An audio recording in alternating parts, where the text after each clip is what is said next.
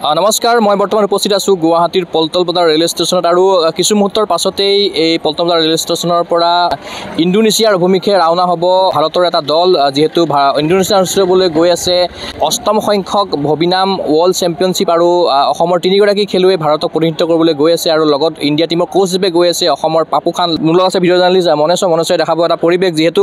India টীমক এই ৩গৰাকী খেলুৱৈয়ে প্ৰতিনিধিত্ব কৰিবলৈ গৈ আছে, লগত গৈ আছে ইণ্ডিয়াৰ কোচ হিচাপে পাপু খান ডাঙৰীয়া, লগতে এছ'চিয়েশ্যনৰ তেখেত এগৰাকী বিষয়ববীয়া হিচাপে আছে। যোৱা বছৰ ভাল প্ৰদৰ্শন কৰিছিলে অসমৰ দুগৰাকী খেলুৱৈ গৈছিলে আৰু এগৰাকী খেলুৱৈ ইতিমধ্যে পদক অৰ্জনে অসম মাতৃক তথা ভাৰত মাতৃক গৌৰৱান্বিত কৰিছিলে আৰু এইবাৰ পুনৰবাৰ ৩গৰাকী খেলুৱৈ গৈ আছে সুদূৰ ইণ্ডোনেছিয়ালৈ। প্ৰথমতে তেখেতসকলে ৰেলযোগে কলকাতালৈ যাব, তাৰ পাছ মুহূৰ্তত তেখেতসকলে কলকাতাৰ পৰা আকৌ বিমানযোগে তেখেতসকল ইণ্ডোনেছিয়াৰ অভিমুখে ৰাওনা হ'ব। প্ৰথমতে মই আহিব বিচাৰিছোঁ পাপু খান ডাঙৰীয়া ওচৰলৈ। আপুনি ইণ্ডিয়া টীমৰ কোচ হিচাপে গৈ আছে, লগতে ৩গৰাকী অসমৰ খেলুৱৈ আছে, যি ৩গৰাকী খেলুৱৈয়ে ইণ্ডিয়াক প্ৰতিনিধিত্ব কৰিবলৈ গৈ আছে ভবিনাম ৱৰ্ল্ড চেম্পিয়নশ্বিপত। গতিকে কি ক'ব এই মুহূৰ্তত? ধন্যবাদ। গগৈ এনি স্পৰ্টছৰ সকলো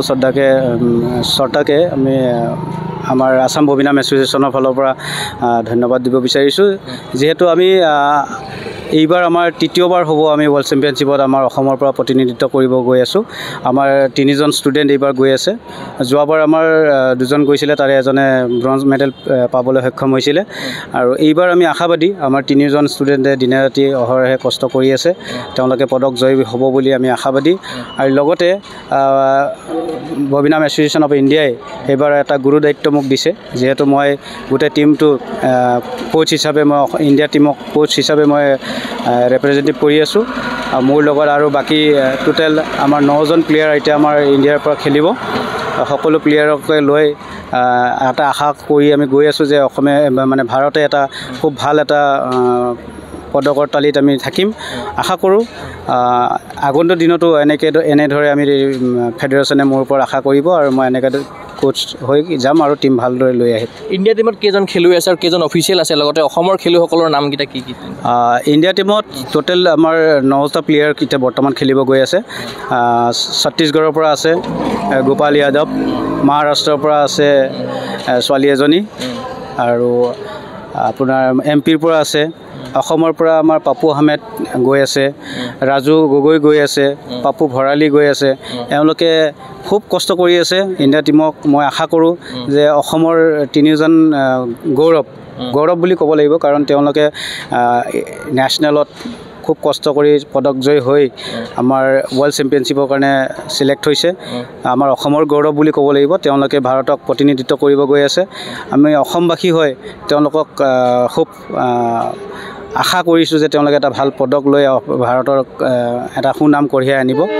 আৰু লগতে আমাৰ অফিচিয়েল গৈ আছে চেয়াৰমেন ডক্টৰ বিষ্ণু সাহাই, ছেক্ৰেটাৰী শংকৰ মহাবালী, আমাৰ প্ৰেছিডেণ্ট প্ৰবীণ গাৰ্গ ছাৰ, তেখেতে গৈ আছে আৰু লগতে মই গৈ আছোঁ। আমি 4জন। খেলসমূহ কেতিয়াৰ পৰা আৰম্ভ হ'ব আৰু কি কি ইভেণ্টত পাৰ্টিচিপেট কৰিব আৰু একজেক্টলি ইণ্ডোনেছিয়াৰ জেগা ঠাইটোৰ নাম? একচুৱেলি আমি বালিত খেলটো হ'ব আমাৰ বালিৰ। আমাৰ যিখিনি ল'ৰা ছোৱালী গৈ আছে গোটেইখিনি আমাৰ ইণ্ডিভিজুৱেল ফাইটিং ইভেণ্টতে খেলি আছে। আমি আশাবাদী, খুব আশাবাদী আমাৰ পদক আমি আনিম, ভাল পদক আনিম। মই আপোনাৰ ওচৰলৈ আকৌ আহিম। মই এই মুহূৰ্তত মই খেলুৱৈসকলৰ মনৰ ভাৱ ল'বৰ কাৰণে চেষ্টা কৰিম, যিহেতু মোৰ লগত উপস্থিত আছে বৰ্তমান পাপু আহমেদ। গতিকে তোমাক অভিনন্দন জ্ঞাপন কৰিছোঁ আৰু লগতে শুভেচ্ছাও জ্ঞাপন কৰিছোঁ, যিহেতু সুদূৰ তোমালোক ইণ্ডোনেছিয়ালৈ গৈ আছা ভবিনাম ৱৰ্ল্ড চেম্পিয়নশ্বিপত প্ৰতিনিধিত্ব কৰিব ভাৰতক। লগতে তুমি ইণ্ডিয়াৰো জাৰ্চিও বৰ্তমান সময়ত ট্ৰেক শ্বুট পিন্ধি আছা। গতিকে কেনেকুৱা লাগি আছে মনটো, কিমান কনফিডেঞ্চ আছে, কি ক'বা? বহুত ভাল লাগিছে জাৰ্চিটো পাই। তাৰপিছত আৰু যোৱাবাৰো মই গৈছিলোঁ ভিয়েটনামত, তো তাতে মোৰ বেয়া হ'ল। এইবাৰ আৰু এগেইন চিলেকশ্যন আছোঁ ইণ্ডোনেছিয়াৰ কাৰণে। বহুত ভাল লাগিল যাতে এইবাৰ মই ভালকৈ খেলিব পাৰোঁ, গ'ল্ড মেডেল লৈ আহিব পাৰোঁ অসমৰ কাৰণে, গোটেই ইণ্ডিয়াৰ কাৰণে, মোক গোটেই যাতে আশীৰ্বাদ দিয়ে। তো যোৱাবাৰ যিহেতু তুমি খেলিছিলা, গতিকে এবাৰ তোমাৰ এক্সপিৰিয়েঞ্চ আছে, গতিকে তোমাৰ সেইটো ক'ৰবাত নহয় ক'ৰবাত তোমাৰ অলপ সুবিধা হ'ব। হয়, যোৱাবাৰ ভালেই এক্সপিৰিয়েঞ্চ হৈছে মোৰ। এইবাৰ যাতে সেই ভুলখিনি নকৰোঁ, যোৱাবাৰ যিখিনি ভুল হৈছিল এইবাৰ যাতে ভালকৈ খেলিব পাৰোঁ, যাতে মেডেল লৈ আহিব পাৰোঁ অসমৰ কাৰণে। হয়, কেনেকুৱা প্ৰিপেৰেশ্যন কেনেকুৱা হৈছে? বহুত ভাল চলি আছে প্ৰিপেৰেশ্যন। তো মই আব্দুল কৰিম ছাৰৰ তাতে কোচ কৰিছিলোঁ, তো ছাৰৰ ঘৰ হাজোত, তো তাতে মই ট্ৰেইনিং কৰি আছিলোঁ। পাপু খান ছাৰৰ কথা কি ক'বা, যিহেতু তোমালোকক এখন মঞ্চ প্ৰদান কৰিছে, লগতে টীম ইণ্ডিয়াৰ হৈ তোমালোকক লৈ গৈছে, লগতে পাপু খান ছাৰ নিজেই কোচ হিচাপে গৈ আছে সেইটো টীমত? তো ছাৰক বহুত বহুত ধন্যবাদ জনাইছোঁ পাপু ছাৰে আমাক বহুত সহায় কৰিছে যাতে আগন্তুক যাতে আমাক আৰু লৈ যায় আৰু যাতে গোটেই আমাৰ অসমৰ পৰাই যাতে এনেকৈ চিলেকশ্যন কৰি লৈ যায় গোটেই দেশত কি মেডেল পাম বুলি আশা আছে এইবাৰ গ'ল্ড পাম বুলি আশা আছে গ'ল্ড পাম বুলি আশা আছে নিশ্চয়কৈ তোমাৰ সপোন পূৰ্ণ হওক মই আৰু এগৰাকী খেলুৱৈ ওচৰলৈ আহিছোঁ আপোনাৰ ওচৰলৈ আহিছোঁ যিহেতু আপুনিও গৈ আছে গতিকে কি ক'ব এই মুহূৰ্তত এইবাৰ প্ৰথমবাৰৰ কাৰণে গৈছে নে আগতে গৈছে ফাৰ্ষ্ট টাইমৰ কাৰণে গৈছোঁ কেনেকুৱা লাগি আছে ভাল লাগিছে আৰু আপোনাৰ নিজৰ দেশৰ হৈ খেলাৰ সপোনটোতো সকলোৰে থাকে আৰু আপোনাৰ আমি মাৰ্চেল আৰ্ট কৰা বহুত বছৰে 25 বছৰে হ'ল এতিয়া মাৰ্চেল আৰ্ট থকা কিন্তু এইবাৰহে পাইছোঁ আপোনাৰ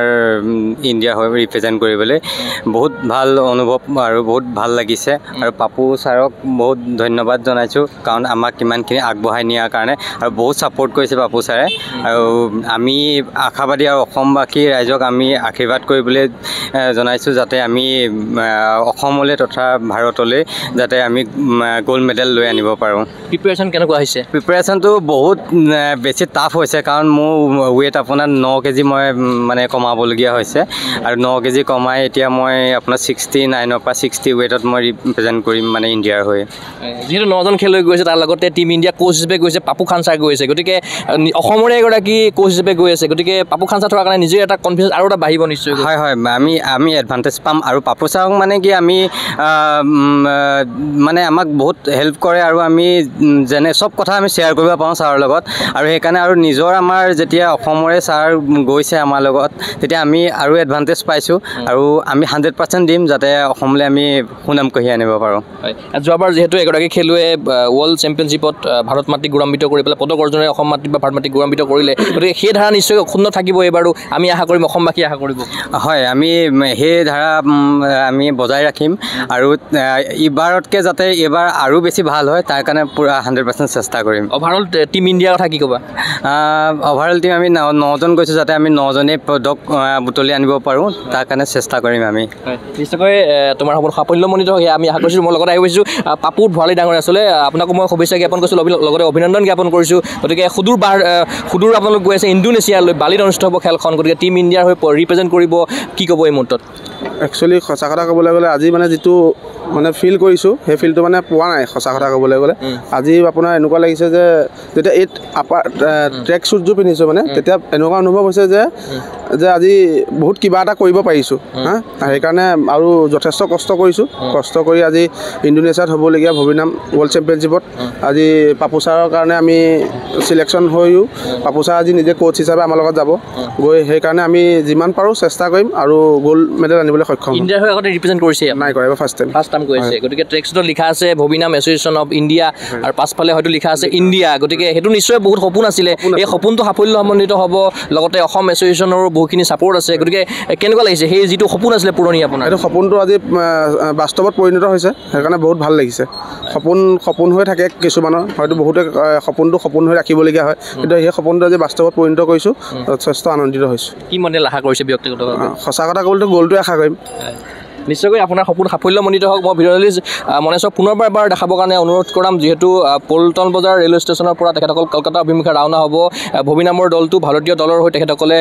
যি ইণ্ডোনেছিয়ান অনুষ্ঠিত হ'বলৈ গৈ আছে ভবিনাম ৱৰ্ল্ড চেম্পিয়নশ্বিপ তেখেতসকলে আৰু কিছু মুহূৰ্তৰ পাছতে কলকাতালৈ ৰাওনা হ'ব কলকাতাৰ পৰা তেখেতসকল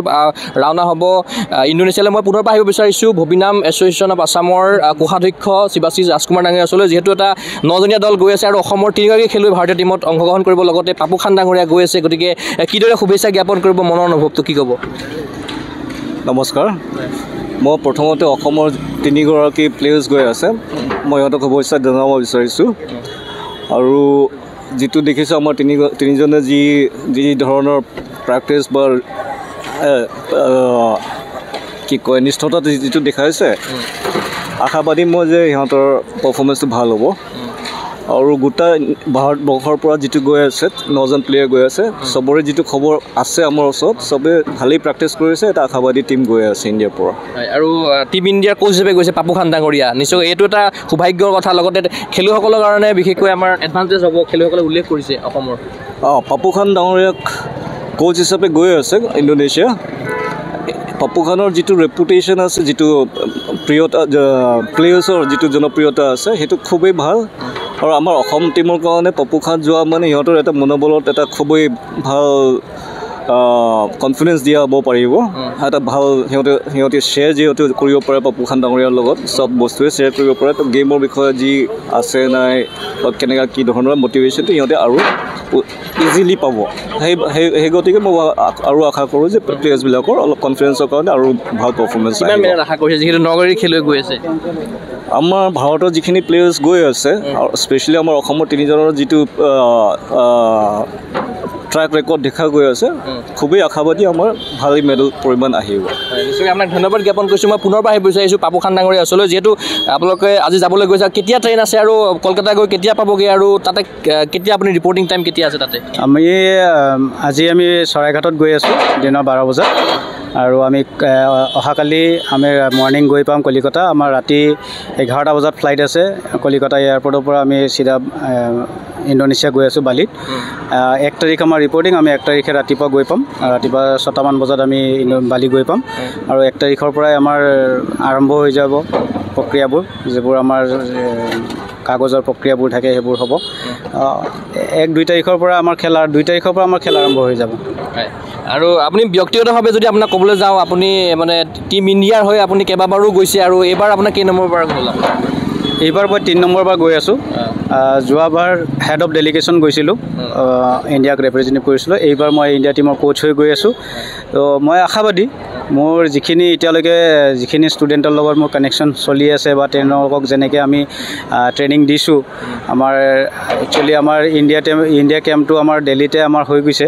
তো তাতে আমি যিখিনি কৰিলোঁ আৰু সেইখিনি আমি মাজতে আমি অনলাইন যোগেদিও চলি আছিল বা আমাৰ ষ্টেটৰ যিবোৰ ছেক্ৰেটাৰী আছিলে তেওঁলোকে নিজাববীয়াকৈও কেম্প ৰাখিছিলে তো আমি আশাবাদী যে আমাৰ গোটেই যিখিনি 9জন ষ্টুডেণ্টে খুব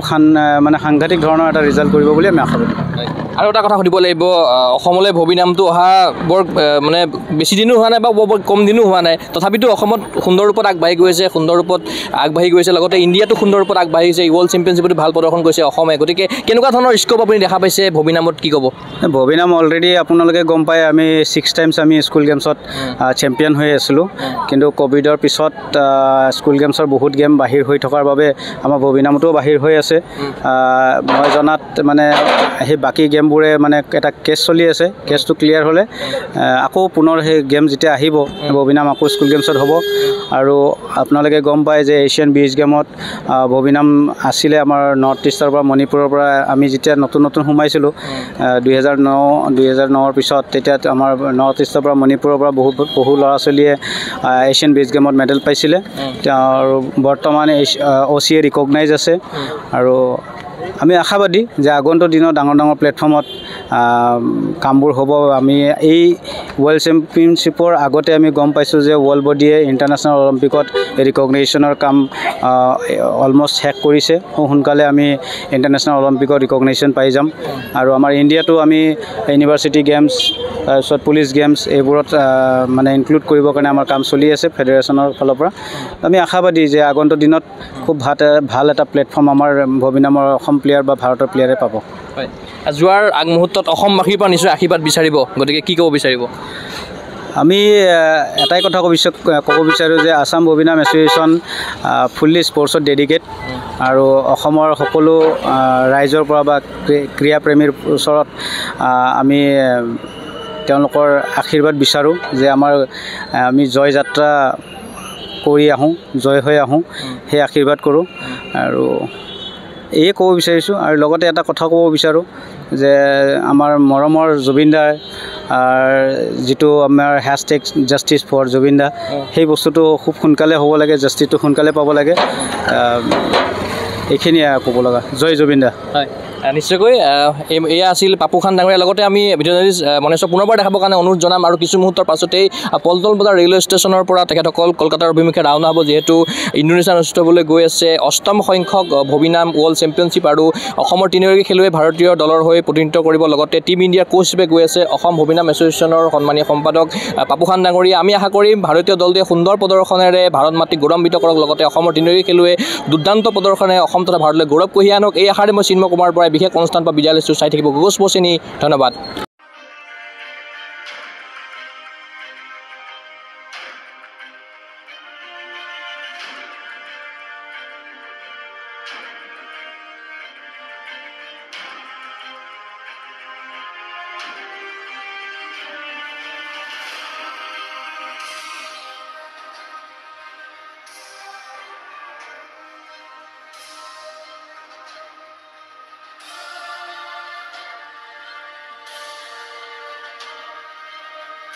ফিজিকেল এডুকেশ্যন বিষয়ত ডিগ্ৰী পাঠ্যক্ৰমৰ কাৰণে অসম তথা উত্তৰ পূৰ্বাঞ্চলৰ প্ৰথমখন শিক্ষানুষ্ঠান অভিৰুচি institute of physical education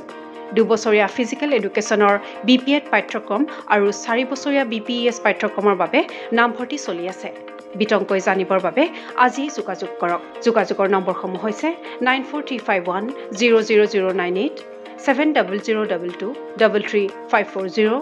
88765 21098 website www.aipguwahati.in